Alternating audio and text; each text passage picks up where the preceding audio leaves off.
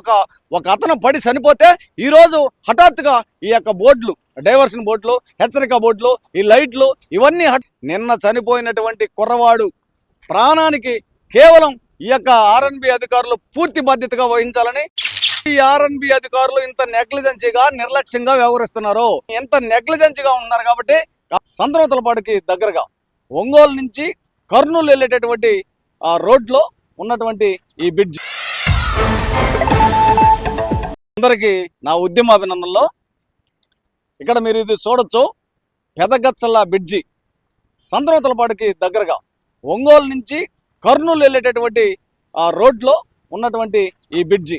అయితే ఇక్కడ ఏం జరిగిందంటే, నిన్నగాక మొన్న ఈ పెదగచ్చల్ల బ్రిడ్జిలో ఒక కుర్రవాడు, యువకుడు, ఒక దళిత సామాజిక వర్గానికి చెందినటువంటి కుర్రవాడు, పని చేసుకునేటటువంటి వాడు, 20 సంవత్సరాల వయసు కలిగినటువంటి వాడు కొత్త మోటార్ బైక్ను కొనుగోలు చేసి వేకుజామునే మరి సంతోషంతో ఊరు వెళ్తున్నటువంటి సందర్భంగా ఈ యొక్క వంతెనల బ్రిడ్జిలో, అంటే నిర్మాణంలో ఉన్నటువంటి బ్రిడ్జిలో పడి మరి అకస్మాత్తుగా మరణించడం జరిగింది. ఇది మీరందరూ గమనించవచ్చు. ఎందుకు మరణించాడు ఈయన? ఇది ఎన్ని రోజుల నుంచి నిర్మాణంలో ఉంది, ఇది ఎన్ని రోజులకి పూర్తి చేస్తారు ఈ నిర్మాణము, ఈ పెదగచ్చల్ల అనేటటువంటి ఈ బ్రిడ్జిని అనే దాని మీద మనం వివరంగా మాట్లాడతాం. ఇప్పుడు దీనికి వాస్తవంగా ఒక బ్రిడ్జి నిర్మాణం జరుగుతున్నటువంటి సందర్భంలో ఈ బ్రిడ్జికి మరి సైడ్ ఒక రోడ్డును కేటాయిస్తారు ఈ బ్రిడ్జి నిర్మాణం పూర్తయినంత వరకు. అప్పుడు దాకా ఈ బ్రిడ్జికి డైవర్షన్ బోర్డు కానీ, హెచ్చరిక బోర్డు కానీ, మరి కనీసం ఒక దారం కూడా ఇక్కడ కట్ల. మరి ఈ రోడ్డు మీరు చాలా చోట్ల రోడ్లు నిర్మాణంలో ఉన్నప్పుడు మీరు గమనించుకోవచ్చు, హెచ్చరిక బోర్డులు, డైవర్షన్ బోర్డులు, మరి రాత్రిపూట్ల లైట్లతో వెలిగేటటువంటి బోర్డులు, ఇవన్నీ ఖచ్చితంగా సంబంధిత అధికారులు, ఇది ఆర్ఎన్బి రోడ్డు, ఇక్కడ ఉన్నటువంటి సంబంధిత ఆర్ఎన్బి అధికారులు ఏఈ కానీ, డిఈ కానీ, ఈఈ కానీ, ఎస్సీ కానీ, ఇక్కడ 4 ప్రధానమైనటువంటి అధికారులు ఈ ఒంగోలులోనే ఉంటారు.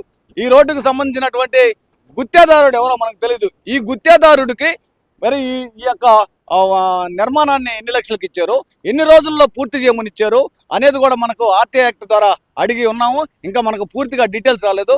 కాబట్టి ఈ యొక్క ఆర్ఎన్బి అధికారులు నిర్లక్ష్య వైఖరి వలన నిన్న ఒక నిండు ప్రాణాన్ని కోల్పోవడం జరిగింది. అంతేకాకుండా మరి చాలా వెహికల్స్, మోటార్ బైకులు కానీ, కార్లు కానీ, లారీలు కానీ, చాలామంది ఈ యొక్క రోడ్డు మరి నిర్మాణంలో ఉన్నది అని ఎవడికి తెలియకుండా, మరి ఆ డైవర్షన్ రోడ్డు ఉన్నది తెలియకుండా చాలామంది అనేక రకాలుగా ఇబ్బందులు పాలు చేస్తున్నారు. ఎందుకు ఈ ఆర్ఎన్బి అధికారులు ఇంత నెగ్లిజెన్సీగా నిర్లక్ష్యంగా వ్యవహరిస్తున్నారు? ప్రజలు కట్టేటటువంటి పన్నులతోటి మీరు జీతాలు తీసుకుంటూ మరి ఎంత నెగ్లిజెన్సీగా ఉన్నారు. కాబట్టి ఖచ్చితంగా మాల మహానాడు తరపున ఈ యొక్క ఆర్ఎన్బి అధికారుల మీద, ఉన్నతాధికారులకు మరి మీడియా సమావేశంలో కలెక్టర్ గారికి, ఉన్నతాధికారులందరికీ తెలియజేస్తున్నాను, మీరు పబ్లిక్ సర్వెంట్లా కాదా? పబ్లిక్ సర్వెంట్లు అయినప్పుడు పబ్లిక్ ఉపయోగపడే విధంగా మీరు కనీసం డైవర్షన్ బోర్డులు ఎందుకు పెట్టలేదు, హెచ్చరిక బోర్డులు ఎందుకు పెట్టలేదు? ఈరోజు నిన్న ఒక అతను పడి చనిపోతే ఈరోజు హఠాత్తుగా ఈ యొక్క బోర్డులు, డైవర్షన్ బోర్డులు, హెచ్చరిక బోర్డులు, ఈ లైట్లు ఇవన్నీ హఠాత్తుగా ఈరోజు అమరుస్తారు. కాబట్టి ఖచ్చితంగా మీ పై అధికారులకు అందరికీ తెలియజేసి మీడియా సమక్షంలో ఇక్కడ జరుగుతున్నటువంటి ఈ నిర్మాణాన్ని దృష్టిలో పెట్టుకొని బోర్డులు ఎందుకు మీరు తలపెట్టలేదు? ఈ బోర్డులు లేనందువల్ల నిన్న ఒక నిండు ప్రాణం బలికొంది.